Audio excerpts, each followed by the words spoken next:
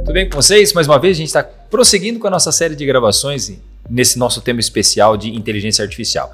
Eu tenho aqui do meu lado os convidados, já antecipo o meu agradecimento pela presença, mas para quem está acompanhando esse conteúdo a partir de agora, eu sou Hilário Vettore, diretor executivo da FEMA agora, e estamos hoje no dia 23 de novembro de 2024. E por que a gente está deixando essa data marcada? Porque muita coisa está sendo discutida aqui em termos de tecnologia, pode virar uma realidade nos próximos meses, então até o nosso convidado especial está tentando fazer até algumas previsões aqui no médio prazo, tá? Se você já é fã da FEMA e gosta do nosso conteúdo, já pode deixar o seu like, eu tenho certeza que esse vídeo vai ser incrível para você, vai contribuir muito no teu conhecimento nessas áreas. Caso você ainda não seja um fã da FEMA, também não tem problema. Acompanhe a gente até o final, que no final tenho certeza que esse vídeo vai merecer o seu like e também, claro, a sua inscrição para acompanhar os nossos próximos vídeos aqui no YouTube e também no Spotify, tá? No final eu deixo para vocês mais uns detalhes. Esse podcast do Inova FEMA tem como missão discutir algumas inovações. A gente está fazendo essa série especial para conversar sobre inteligência artificial. E nesse momento a gente vai tentar unir a inteligência artificial com dois ramos do conhecimento muito importantes que são cursos da FEMA: arquitetura e urbanismo e engenharia civil. Então eu tenho aqui junto comigo, mais 3 companheiros aí para esse debate, para essa discussão. Ao meu lado direito, Juliano Kimura, que é o nosso convidado especial para fazer esse debate com a inteligência artificial, e também nossos 2 professores coordenadores dos cursos de arquitetura e urbanismo e também de engenharia civil da FEMA. Mas eu não vou falar sobre eles, prefiro que eles mesmos falem um pouquinho sobre si. Juliano, você se apresenta de novo, pessoal? Bom, pessoal, sejam bem-vindos aí a mais um episódio. Meu nome é Juliano Kimura, especialista aí na área de Web3, inteligência artificial e blockchain, trabalhando no mercado há mais ou menos uns 20 anos, entregando um pouco da idade, e uma honra poder colaborar e conectar com o conhecimento de 2 competências e matérias tão importantes hoje para a gente explorar essa conexão. Show de bola. Do meu lado esquerdo, vou começar pelo professor André. Conta um pouquinho para a galera, André, quem é você? Então, eu sou o professor mestre André Botelho, sou engenheiro civil, sou biólogo, engenheiro de segurança do trabalho, leciono aqui na FEMA desde 2022, estou na coordenação e também sou regulador de saneamento básico também. Bacana demais. E Wilton, conta um pouquinho para o pessoal quem é você, meu irmão. Eu sou o professor Wilton, sou mestre em arquitetura, já leciono há mais de 15 anos, entregando um pouco a idade, mas na FEMA desde quando começou o curso de arquitetura. E além de trabalhar como docente, como arquiteto, eu estou há 2 gestões também como conselheiro estadual do Conselho de Arquitetura e Urbanismo do CAL São Paulo. Muito bacana, muito bacana. Bom, nesse nosso papo de inteligência artificial na engenharia, eu já tenho como uma estaca marcada. A inteligência artificial é uma ferramenta que, se usada corretamente, ela pode contribuir muito para nossa vida aí e tal. Só para a gente posicionar, do mesmo jeito que a gente fez agora há pouco, em que nível assim de uso de inteligência artificial que vocês já têm interação? Vocês estão usando isso no dia a dia de trabalho? André, o que você está fazendo? Wilton, o que você está fazendo com a inteligência artificial? Vocês têm algum contato mais diário com essas ferramentas? Eu tenho algum contato, mas o que acontece? Dentro da área que eu trabalho, da área de saneamento básico, o uso das inteligências artificiais está muito incipiente ainda, tá? Pelo menos dentro da área da regulação de saneamento básico, que é a área que eu trabalho atualmente. Mas eu utilizo muito, por exemplo, questão de, sem medo nenhum de falar isso, de revisões de texto, melhorias de comunicação, que às vezes algum engenheiro a gente é muito direto em algumas situações, a gente não pode ser tão direto, a gente precisa saber se comunicar melhor. Então eu utilizo mais para eu poder, ao mesmo tempo, saber me comunicar melhor e como me comunicar melhor. Entendi, Wilton, você tem usado? Já na minha área, assim, a parte de geração de imagem, que trabalha diretamente com o projeto, estou vendo o que está acontecendo com a inteligência artificial e como ela está contribuindo. Mas, igual o André falou, a gente usa mais na docência, às vezes, para essa revisão de texto, saber o que coloca, por quê? Os alunos acham que isso é uma maravilha e acham que tirou e colocou na mão do professor, e não é. Tanto que a gente tenta mostrar para eles que é algo que aprende também com você e você precisa saber o mínimo daquilo que ela está colocando. Então a gente trabalha com essa de geração de texto, de informação, para que você, às vezes, você está ali focado numa produção de alguma coisa que dá aquela estagnada que você não consegue, às vezes, mudar uma colocação de uma frase, alguma coisa, ou revisar uma quantidade maior de texto, aí a gente trabalha mais com essa questão da comunicação. Agora, na área da arquitetura, tem aí para geração de imagem, acabamento de imagem de projeto, essa eu ainda estou dando uma analisada aí, como é que funciona. Basicamente, a gente está fazendo um uso, assim, mais inicial, a gente está fazendo um uso na IA do ChatGPT, né? Aquela mesma ideia de fazer a conversa, de fazer a coleta de informações. Mas aí, ninguém nunca planejou projetar uma cidade com IA? Eu não cheguei a ver ainda se na época, eu tenho um tio que trabalha na engenharia civil, né? O nome dele é Frank, e Tanaka Beppo, e ele tem, acho que uma engenharia Beppo Canheiro, né? Lá atrás eu cheguei a cogitar trabalhar com eles, e na época eu vi lá o AutoCAD. Sim. O AutoCAD já tem algumas ferramentas que envolvem inteligência artificial. Iniciou agora nas últimas versões de 2025, mas também está muito numa fase de experimentação para ver onde que vai. Porque, no meu caso, na engenharia civil, pegando até o gancho do próprio Hilário, o que me preocupa muito na questão da IA para engenharia civil é porque quando você vai, e o Hilton também pode complementar muito melhor do que eu, quando você vai trabalhar com a questão da relação profissional-cliente, a palavra do cliente tem que ser respeitada, os desejos do cliente, o desejo do empreendedor, o desejo daquela pessoa que você está idealizando o sonho dela em forma de uma casa, de um prédio, de uma loja, tem que ser respeitado. E muitas vezes a IA ainda não está preparada para entender, talvez no meu entendimento, algumas emoções, alguns sonhos que só o ser humano consegue sentir isso e às vezes conseguir retransmitir. E dentro do possível também, né? Às vezes o cliente pede lá, eu quero morar numa casa redonda em cima de um pilar, parecendo um pirulito. Né? Mas você tem dinheiro para isso? Não. Não, porque o cliente, às vezes, ele fala assim, às vezes o cliente está naquela sensação, igual quando você está em casa, eu estou com vontade de comer alguma coisa gostosa, mas não sei o que é.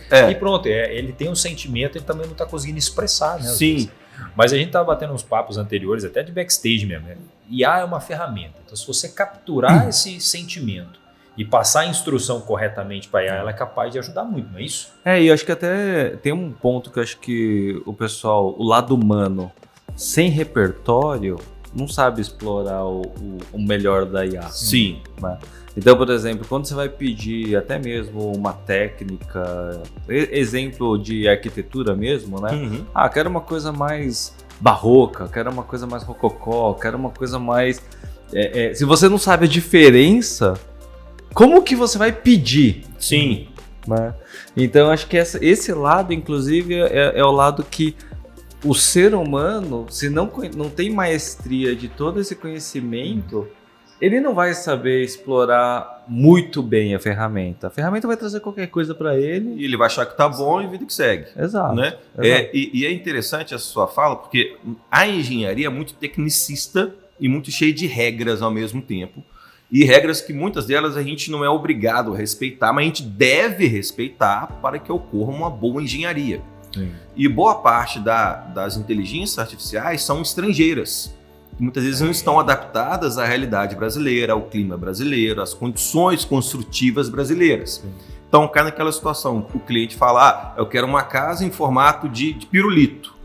Aí você vai colocar, a pessoa que não tem essa tecnicidade, vai colocar no GPT, projeta para mim uma casa em formato de pirulito. Ele vai fazer. Ele vai fazer, claro. Mas será que vai ter as técnicas construtivas que ele vai propor são utilizadas no Brasil? Tem como ser utilizado, o tipo do concreto, o tipo do aço?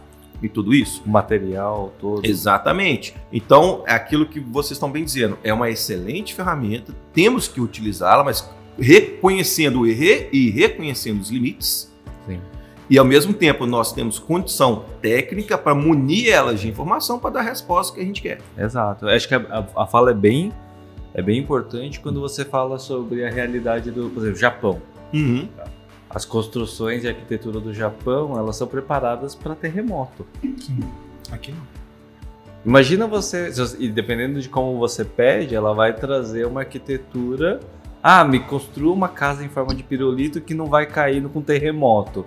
Ele vai pedir para você construir com materiais que não estão disponíveis, tecnologias que não estão disponíveis aqui, porque é um país tropical.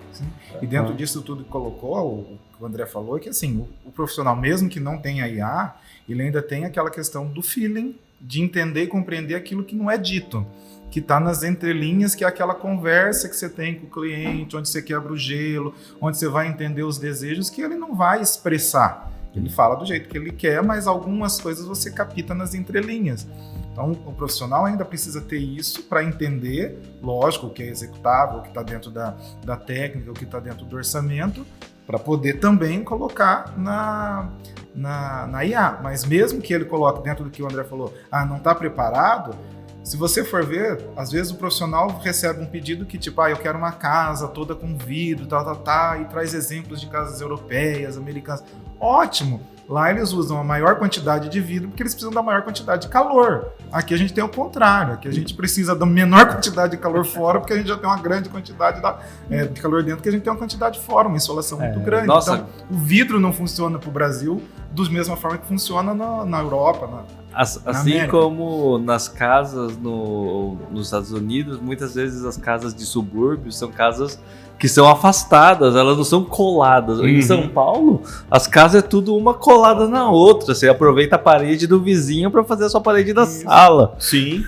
E na questão das técnicas que você falou, tudo bem, aí ela vai dar lá materiais, formatos e tal. Só que ela não vai ainda fazer aquele cálculo, entender aquelas coisas que são aplicadas como... Ela não vai dar a resposta estrutural do jeito que o profissional vai lá, considera a força do vento, a carga, o peso e tal. Ele vai só te dizer, faça isso, tal, mas não vai te quantificar coisas que você precisa do conhecimento técnico. E você tem que contextualizar ela da situação. Eu vou dar um exemplo, a casa do meu pai, né, eles passaram por uma reforma, demoliram tudo e construíram de novo. Só que aí eles descobriram que a casa do lar era uma casa de dezenas de anos já, né, lá da 1960, 70. Quando eles foram demolir, eles descobriram que a parede que estava colada do lado era a parede do vizinho. E aí como que você vai demolir aquela parede sem destruir a parede do vizinho? Tá? Então... E muitas vezes a regra daquela época permitia isso. Sim. E hoje não permite mais. Sim. Legislação e tudo mais. Agora, voltando um pouco mais para a engenharia, fugindo um pouquinho da engenharia voltada para a arquitetura, minha área é saneamento básico e hidráulica. Eu lembro quando surgiu a questão do ChatGPT, mais pesadamente no Brasil, alguns anos atrás, a gente brincou de calcular um vertedor, que é uma estrutura hidráulica para proteger barramentos, né? E a gente muniu com as informações mínimas para eu poder calcular um vertedor. Eu coloquei, calcule um vertedor assim, nessas condições, papapá. O ChatGPT calculou um vertedor 3 vezes maior do que o necessário. Porque não é só aqueles dados mínimos que o engenheiro tem que pensar. Tem que pensar na estrutura do barramento, como que ele foi construído. Então, ou seja, são uma série de dados que você teria que colocar que muitas vezes não tem como você descrever, que é o feeling do profissional, é a experiência do profissional. Se for começar a digitar lá, no meu entendimento, o chat vai pensar, para que ele colocou isso se essa informação para o cálculo não é importante? Não está dentro das variáveis do cálculo. Mas elas estão intrínsecas na decisão do profissional. Mas a gente podia dividir essa ideia mais ou menos assim. Até onde é o estado da arte, que é o ser humano, na minha opinião, insubstituível nesse quesito. E de outro lado, até onde que a ferramenta ela é capaz de te entregar de informações com o que ela tem hoje, né? Porque assim, em outros momentos, o Juliano já chegou a contar que a inteligência ela é treinável. Então talvez uma falta de uma inteligência específica pode resolver esse problema no médio prazo quando a gente tiver ali dados para vocês trabalharem e tal. Mas aí a gente já chega em alguns ganchos, né? Sempre é uma preocupação. Dentro aí das dinâmicas de sala de aula ou das dinâmicas de trabalho, será que o pessoal está preocupado com medo de perder o trabalho na área da engenharia ou se o profissional ser menos necessário por causa da inteligência artificial? A galera está com medo disso acontecer? Sim, e eu vou falar pelo cálculo que a gente tem uma comissão que aborda só tecnologia aplicada na arquitetura e no urbanismo. E o CAL ele começou esse ano uma câmara temática só para tratar da inteligência artificial aplicada à profissão de arquitetura e urbanismo, planejamento urbano, para discutir isso e como isso pode refletir na profissão. Então eles estão começando os trabalhos com pessoas que só trabalham com inteligência artificial, que trabalham com arquitetura, para trazer essas informações para o próprio conselho poder orientar ou poder até contribuir, lançar editais de fomento, para que se use, porque realmente é uma ferramenta. É uma ferramenta que vai substituir o profissional, que eu acho que é o grande medo de todo mundo. Talvez ela vai agilizar muitos processos. Assim como antigamente, você saiu da prancheta, a gente tinha escritórios que tinha lá 20 desenhistas cadistas na prancheta. Aí foram para o CAD, que era uma ferramenta.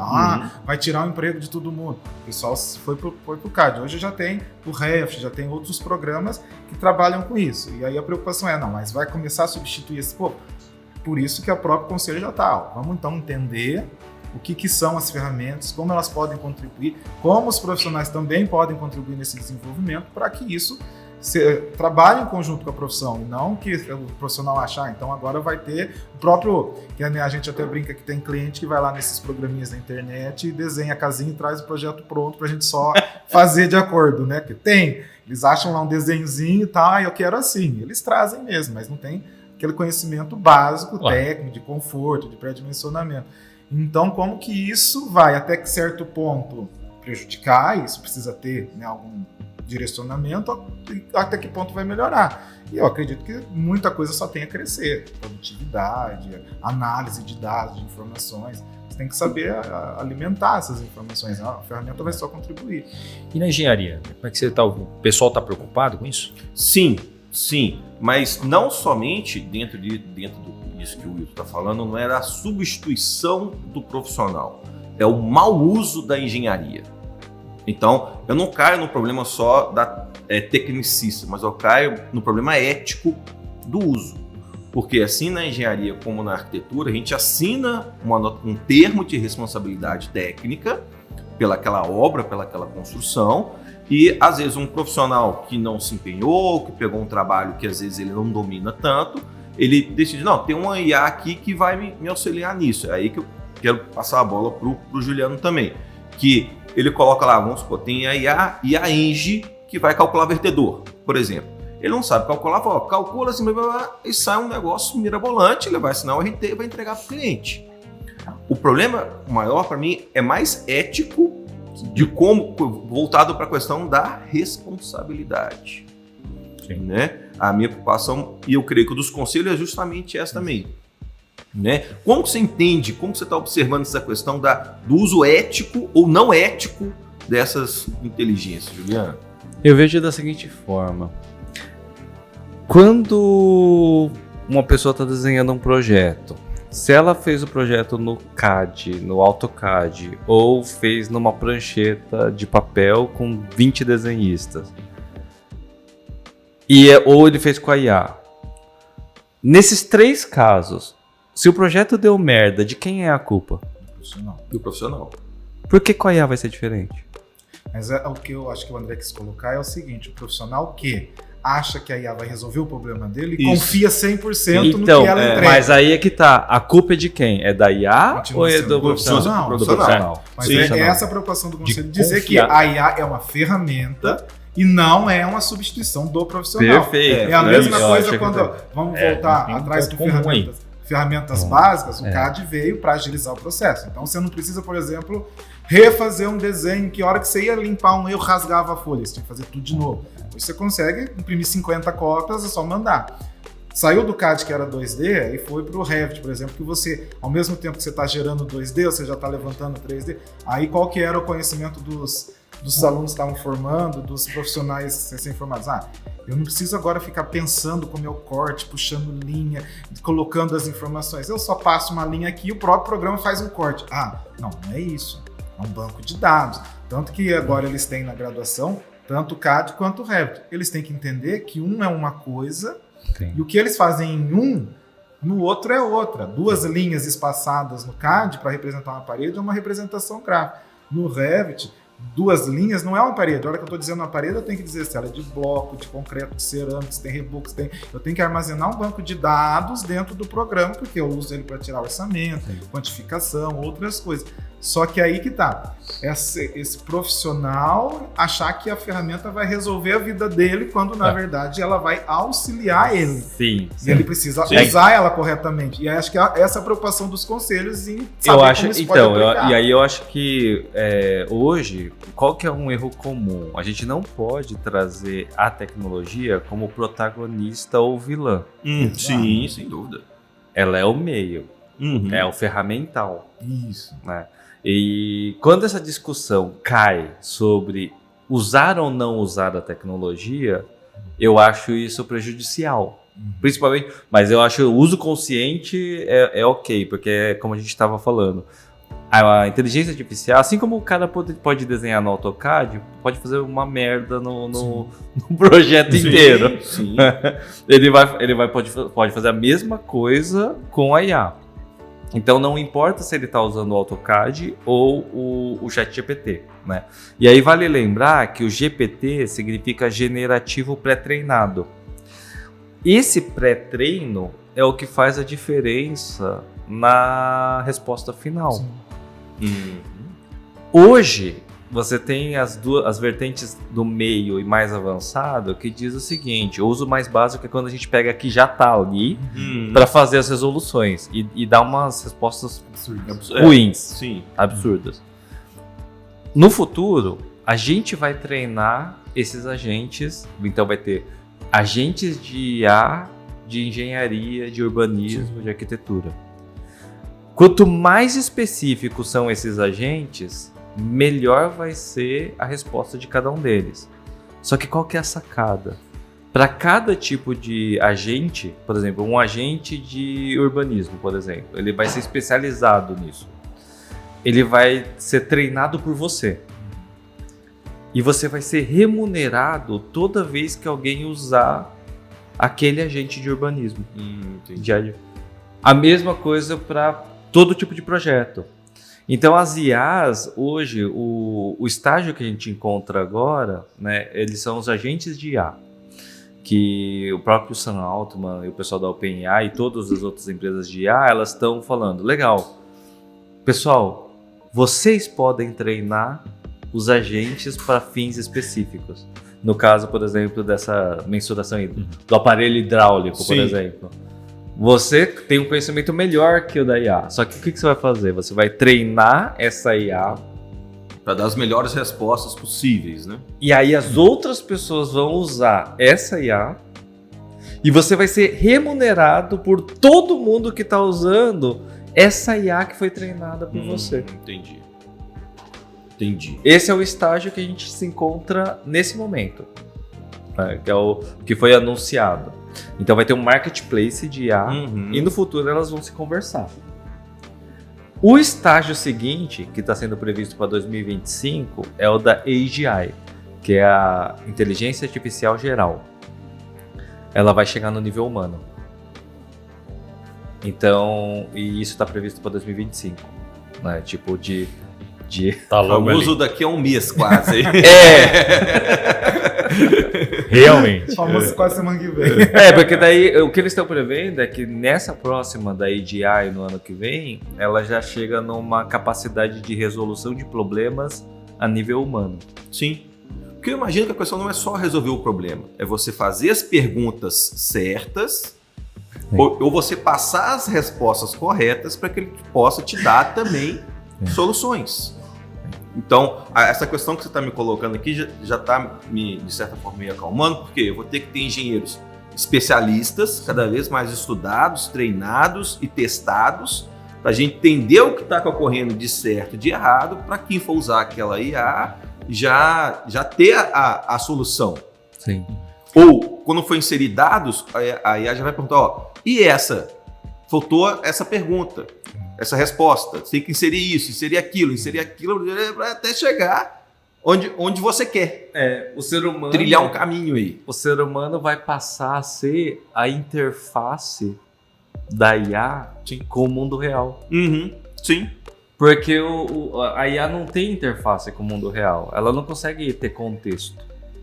Ela não consegue entender o que está acontecendo, o briefing, a relação, o objetivo. Não consegue entender nada do cenário. Então o ser humano vai passar a ser a própria interface da IA. A gente que vai falar para IA, chegando num nível que quando a gente estiver em projetos, a gente vai conseguir abrir uma câmera e você vai estar estudando e essa câmera já vai estar conectada com a IA. Ela vai estar vendo você desenhando o projeto e ela vai aprender com o que você estiver trabalhando. Vai ser aquela vozinha, ó, o que você acha de você pensar dessa forma, Então, pensar daquela? Eu tô pensando aqui com meus botões em duas situações meio de crise, assim, porque às vezes eu fico pensando, né? Soluções, às vezes, que nós estamos assim emocionalmente aflitos, a IA pode nos ajudar também a ter umas ideias mais racionais.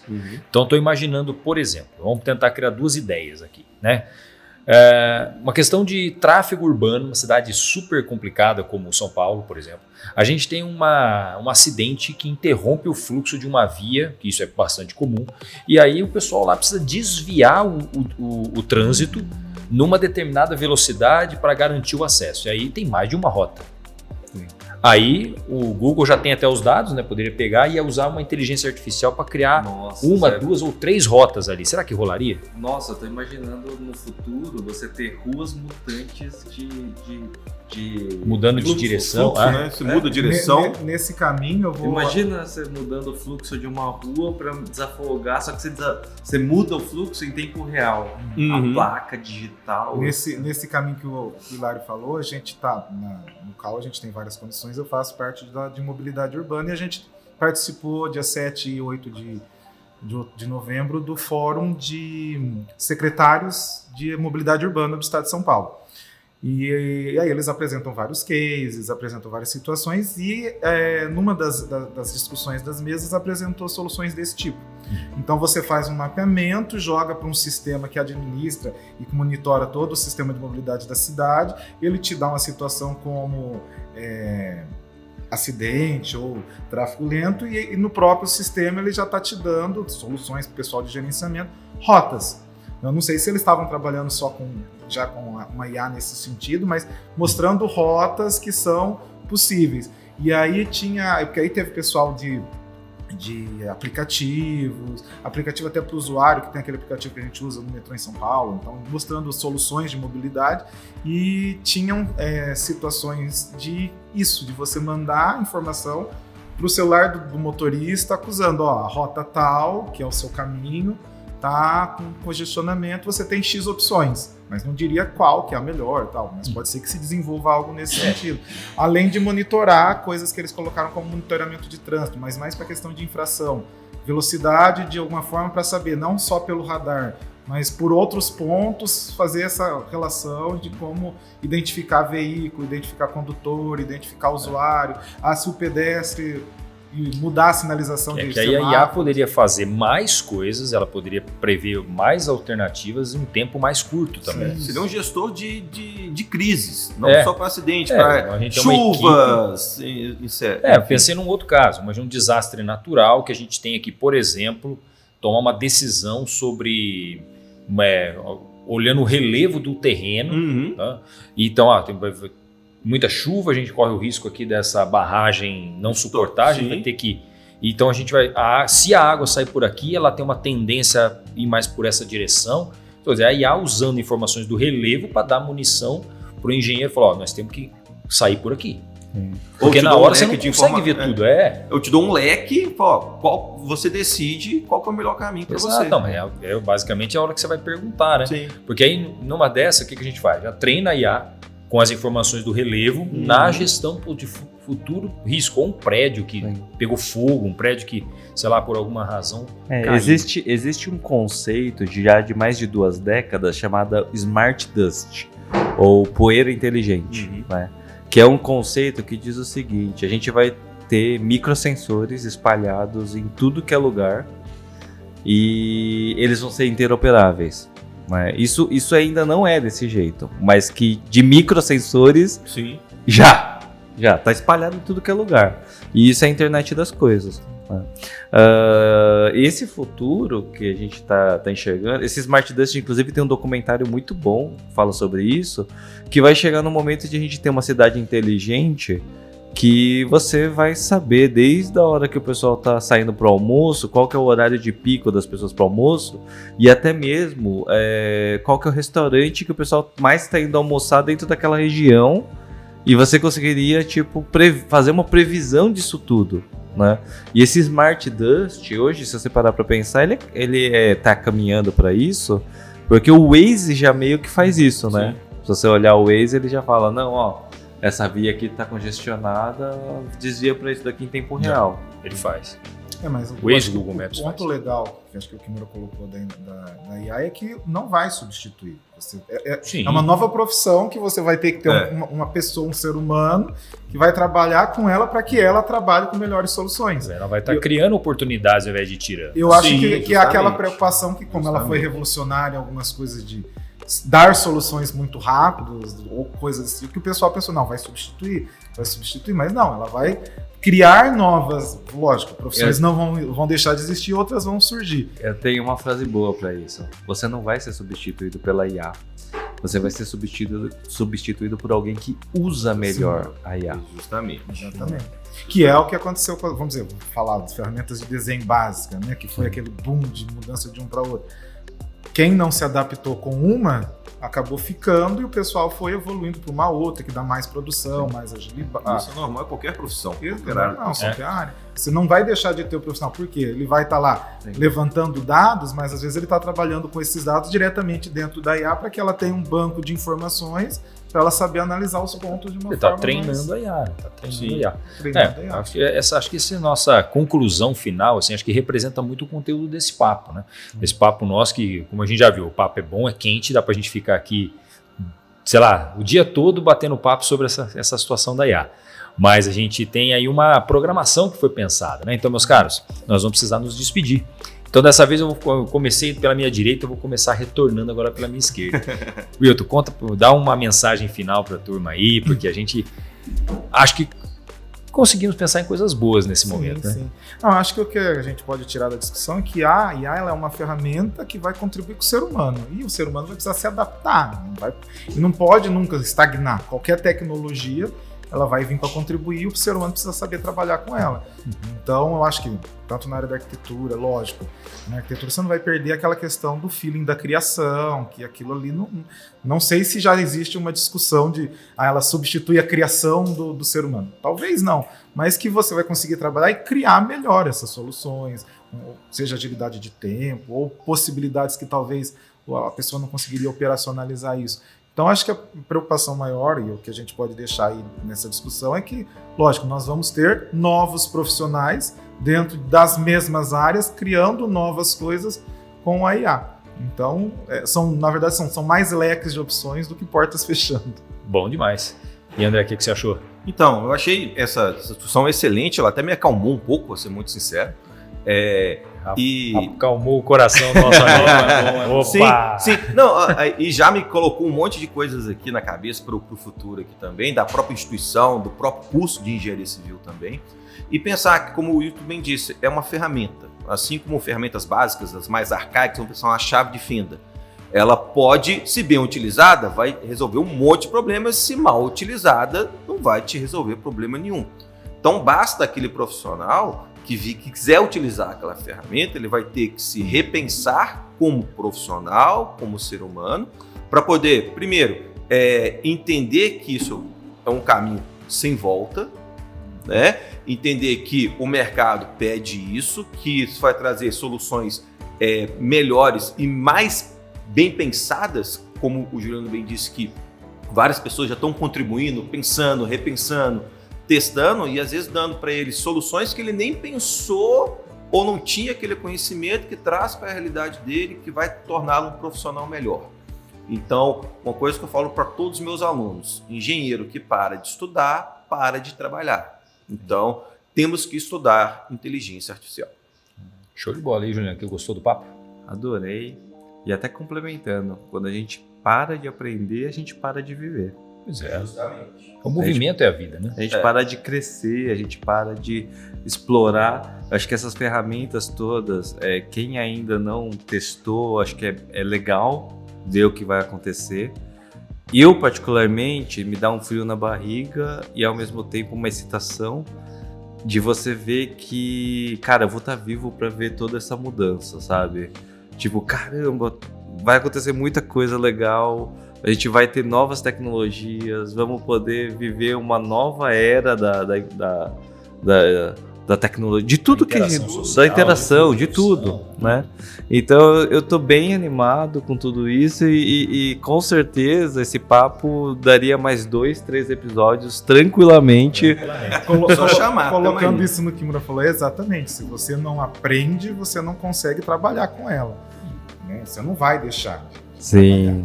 Cada dia você vai aprender algo novo. E perguntar o que você precisa. Porque perguntar para IA tem um jeito também. E a gente tem que aprender com as novas tecnologias. Antes a gente fala assim, não, isso aqui vai substituir o meu serviço. Isso aqui não vai dar certo. Mas na hora que você experimenta, se você tem o conhecimento daquilo que você está colocando, você vai falar assim, opa, isso aqui serve para mim para alguma coisa. A gente está vivendo uma era que o tempo de produção pode cair 90%, Sim. 95%. Eu não sei vocês. E eu não acho um problema trabalhar menos, tá? Quero, inclusive... A questão não é trabalhar menos, é trabalhar com mais agilidade. E assertividade. Eficiência. E eficiência na engenharia depois, se traduz em dinheiro. Exato. Ou economia ou ganho. Exatamente. Se você projeta com mais agilidade e materiais adequados ou com um nível de precisão talvez melhorado com a presença da IA, você vai gerar economia para o cliente, economia para o mundo, né? Sim. Então essa é uma questão interessante.